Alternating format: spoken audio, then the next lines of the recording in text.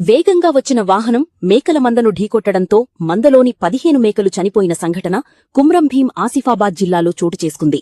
జిల్లాలోని రెబ్బెన మండలం Kagaznagar X road వద్ద జాతీయ రహదారి దాటుతున్న మేకల మందను అతి వేగంగా వచ్చిన బొలేరో వాహనం ఢీకొట్టింది.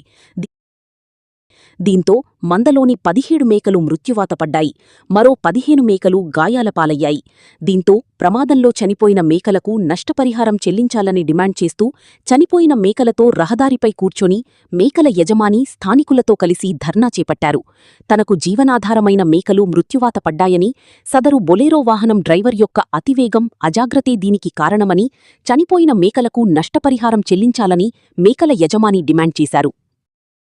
కాగజ్నగర్ ఎక్స్ రోడ్ దాటిన తర్వాత బులోరా వచ్చి మేకల మంద హైవే పైన క్రాసింగ్ అయ్యేటప్పుడు బులోరా అనేది వచ్చి మంద పైన ఎక్కించుకొని తీసుకుపోవడం జరిగింది. సో దీనికి దాదాపుగా 30 మేకలు చనిపోవడం జరిగింది.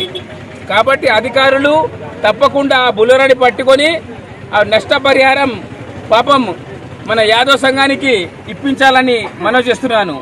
మన జిల్లా కుమ్రంభీం జిల్లా నుండి రెబ్బెన మండలం కింద కాగజ్నగర్ ఎక్స్ రోడ్ దగ్గర ఈ సంఘటన జరిగింది. కాబట్టి దాదాపుగా 2 నుంచి 3 లక్షల నష్టపరిహారం జరిగింది. కాబట్టి ప్రభుత్వం దీనిపైన చొరవ తీసుకోవాలి.